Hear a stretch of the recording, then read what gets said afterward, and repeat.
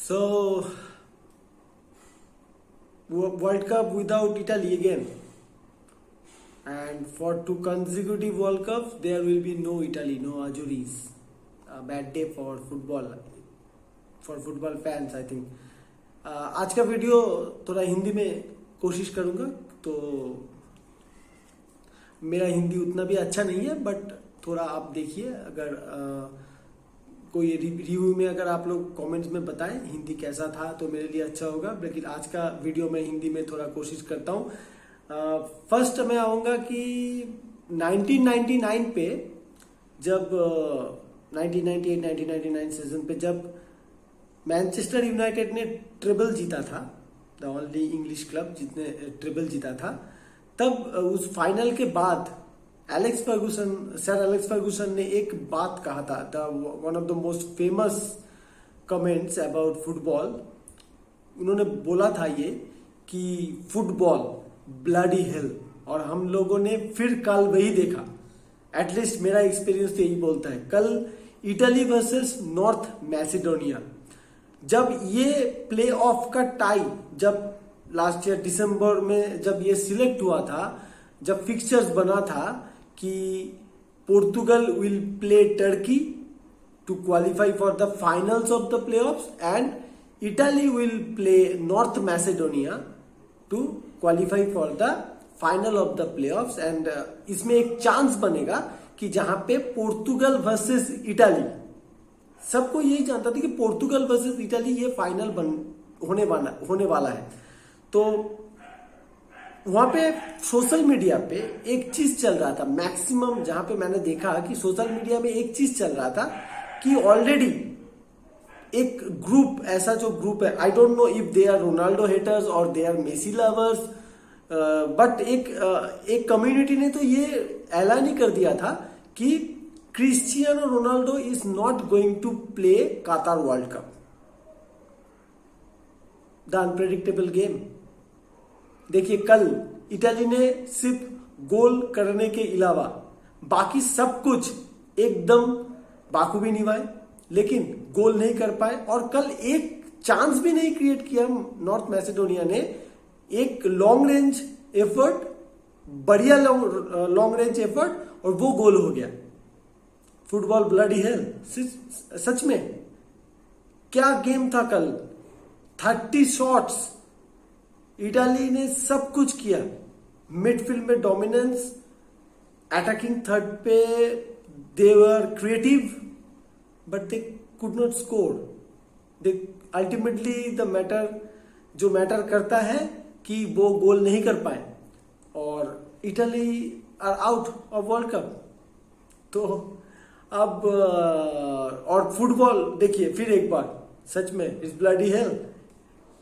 87 minute, और Turkey को कल पेनल्टी मिला था, और उनके सबसे एक्सपीरियंस प्लेयर, कल अगर वो गोल कर देता तो 2-2, और उसके बाद एक्स्ट्रा टाइम पे जाता पूरा मैच। और कल का पोर्तुगल जो है, एक्चुअली ये पोर्तुगल का लाइनअप होने वाला ही नहीं है। अगर Portugal, I think Portugal will beat North Macedonia, लेकिन ये पोर्तुगल का लाइनअप तो होने वाला नहीं है। अगर पोर्तुगल वर्ल्ड कप खेले तो ये टीम में से ये लाइनअप, ये फर्स्ट 11 नहीं खेलने वाले। फिर भी टर्की का सबसे एक्सपीरियंस प्लेयर, उनके टीम के सबसे भरोसेमंद जो प्लेयर थे कल, उनके कप्तान यल्मज ने कल के ये गोल पेनल्टी मिस किया। इट वाज, मुझे याद आ रहा था 1994, जब मैं यूट्यूब में वीडियो है, जब रॉबर्टो बज्जियो ने पेनल्टी मिस किया था वर्ल्ड कप फाइनल में।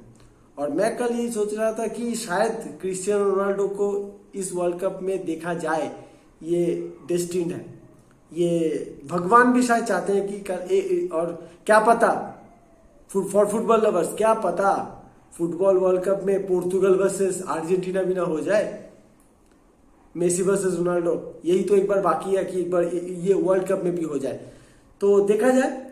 आई थिंक नॉर्थ मैसेडोनिया को पोर्तुगल ऑब्वियसली हराएंगे, और उसके बाद Portugal will qualify for world Cup the finals. And but कल के मैच में पोर्तुगल और टर्की का जो मैच हुआ, kind of a crazy match, you know. मैंने जब देखा इनिशियली शुरुआत में Portugal was brilliant for first 10 to 15 minutes they were brilliant, but after that suddenly Turkey कभी भी मैच से बाहर नहीं था। ये हो सकता है कि पोर्तुगल ने भी चांसेस मिस किए बहुत, और पोर्तुगल कल पोर्तुगल शायद सफर कर जाता अगर वो पेनल्टी 2-2 हो जाए, उसके बाद क्या हो जाता कोई नहीं बता सकता, लेकिन शायद पोर्तुगल कल सफर कर जाता। लेकिन कल पोर्तुगल का ये फर्स्ट 11 में ये सेटअप नहीं होगा इसके बाद, क्योंकि डिफेंस लाइन तो ये तो एक मेकशिफ्ट डिफेंस लाइन था। Obviously Joao Cancelo is going to play, Cancelo ही खेलेगा, वहां पे डैलॉट नहीं खेल पाएगा। डैलॉट अभी कैंसेलो को चैलेंज करने वाला ऐसा राइट बैक तो है नहीं, और उसके साथ ये डिफेंस लाइन तो नहीं रहेगा। कल पेरेरा खेल रहा था और फोंते खेल रहा था, तो पेरेरा तो सेंटर बैक है नहीं, और कल देखी हम लोग तो, मैं तो कल ये सोच रहा था कि Pereira was playing for Turkey actually, क्योंकि जितने भी सारे ओपनिंग्स हुए टर्की के वो पेरेरा पोजीशन पे नहीं था इसलिए बने। पेरेरा कल इतना गंदा सेंटर बैक खेला वो, इसका पता चला कि उसको सेंटर बैक खेलने का जरा सा भी आइडिया नहीं। तो normally Pepe and Ruben Dias जो कि फर्स्ट चॉइस होंगे ऑब्वियसली। पेपे तो अभी भी नो डाउट एकदम तोड़फोड़ वाला मूड में जब भी रहता है, यूरो में भी था। और लुकाकू के साथ एक वीडियो है, आप लोग शायद यूट्यूब में देखे होंगे वो रील्स, जहां पे लुकाकू को धक्का मार के गिरा देते हैं पेपे। तो same thing Pepe and Ruben Dias. After that Guerreiro is there permanent left back, उनके पास ऑप्शन भी रहेगा। सेमेडो इधर पे आपका कैंसेलो भी लेफ्ट बैक खेल सकता है, but Cancelo will pay right back, और उसके साथ डिएगो डैलॉट। तो ये डिफेंस बनने वाला है पोर्तुगल का। और मिडफील्ड भी मेरे हिसाब से शायद ये मिडफील्ड भी ना रहे, क्योंकि अगर बर्नार्डो सिल्वा और ब्रूनो फर्नांडिस एक साथ खेल रहे हैं, एक साथ अगर 4-4, कल पोर्तुगल वैसे भी 4-4-2 में खेल रहा था, तो सामने जोटा और रोनाल्डो दोनों स्ट्राइकर, और 4-4-2 में बर्नार्डो सिल्वा राइट मिडफील्ड से कभी कभी जा रहा था, और उसके साथ वो नया लड़का जो कल, उसका नाम भी मैं आज ठीक ठाक आपको मतलब मुझे याद नहीं है वो नया लड़का का नाम वो तो कल करिश्मा कर दिया उसने, वो नया लड़का, और ओटिविनो समथिंग ऐसा कुछ नाम है। तो बेग योर पार्डन, सॉरी, मैं उसका नाम सच में अभी मुझे याद नहीं आ रहा है। लेकिन उसका एक गोल, और उसके बाद उसका और भी एक गोल हो सकता था। उसने एक हेडर 1-1 हेडर मिस किया कल, और उसके साथ डिएगो जोटा, तो वो राइट मिडफील्डर था, और लेफ्ट मिडफील्ड से ऑपरेट कर रहा था कल ब्रूनो फर्नांडिस, और Bernardo Silva was free roaming position में था। सब जगह पे कल बर्नार्डो सिल्वा ही था। मैं तो वो what a player guys, seriously what a player Bernardo Silva. कल आप लोग देखिएगा, अगर यूट्यूब में रिप्ले भी देखे, तो पोर्तुगल के जितने अटैक्स बने, डिफेंस से जितने भी ट्रांजिशंस बने, सबके पीछे बर्नार्डो सिल्वा था। और पेप गार्डियोला ने तो अलग ही चीज बना दिया बर्नार्डो सिल्वा को।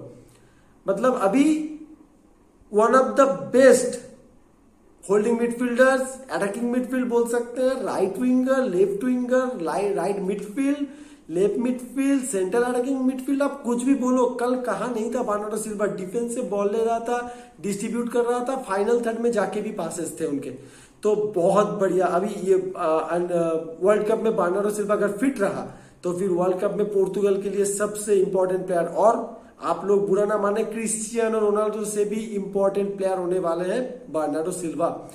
और लेकिन जो चीज मुझे एक थोड़ा बहुत खटक रहा था कि अगर सैंचेज का अगर यही टैक्टिक्स रहेगा पोर्तुगल को लेके कि 4-4-2 में अगर जाए, तो Ronaldo obviously will play, and उसके साथ डिएगो जोटा, फिर बाद में फेलिक्स आएंगे। तो अगर ये रहा तो फिर आई डोंट थिंक के ब्रूनो फर्नांडिस और बर्नार्डो सिल्वा एक साथ खेल पाएंगे, क्योंकि Bruno Fernandes actually is a kind of player who will take more risk, और जब वो ज्यादा रिस्क लेगा तब जाके पोर्तुगल के पास ये भी चांसेस है कि पोर्तुगल चांस क्रिएट करे, लेकिन उसके साथ एक रिस्क भी है कि पोर्तुगल बॉल लूज भी ज्यादा करेगा ब्रूनो फर्नांडिस के कारण ही।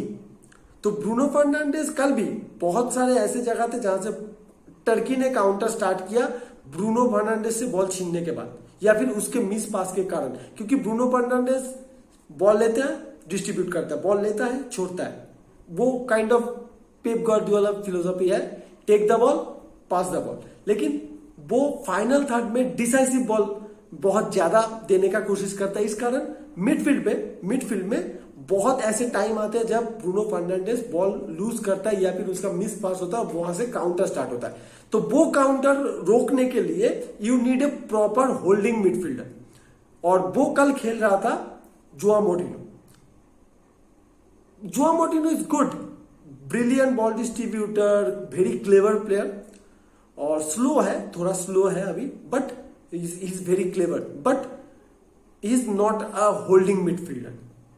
कल पोर्तुगल के मिडफील्ड में जो प्रॉब्लम मैं देख रहा था कि there was no one like जो तोड़ने वाला है, मतलब जिसका physically strength, like William Carvalho after 75 minute जब सब्स्टिट्यूट हुआ तो तब जाके एक स्टेबिलिटी बन रहा था। लेकिन विलियम कार्वालो अगर पहले से खेले तो फिर आपको डिफेंसिव स्टेबिलिटी तो मिलेगा, लेकिन वहां से आपका जो अटैकिंग ट्रांजिशन में गेम बनाना, वो विलियम कार्वालो को उतना आता नहीं है। आई थिंक पोर्तुगल कल के मैच में बहुत ज्यादा मिस कर रहा था दोनों प्लेयर को। एक है उसमें से एक सेंटर बैक रूबेन डायस या फिर पेपे, और जो मिस कर रहा था कल वो है रेनातो सैंचेज। ये क्लब के लिए बंदा ऐसा क्यों नहीं खेल पाता है मालूम नहीं है। बड़ा क्लब खेलना तो डिजर्व करता है अभी तक, लेकिन अभी तक बड़ा क्लब जा नहीं पाया। बट रेनातो सैंचेज मिडफील्ड पे अगर रहा, पोर्तुगल अलग ही फुटबॉल खेलता है। आप यूरो में भी देखे हो तो Renato Sanches is going to be one of the most massive player for Portugal. तो I think against North Macedonia Joao Cancelo will be there because वो सस्पेंडेड था इस मैच में। Renato Sanches will be there I think, और उसके साथ ये एक इंटरेस्टिंग देखना चाहूंगा कि कौन से फॉर्मेशन में जाते हैं अगेंस्ट नॉर्थ मैसेडोनिया, क्योंकि वो लोग तो फिर से बस पार्क करने वाले हैं, फिर से करने ही वाले हैं वो लोग।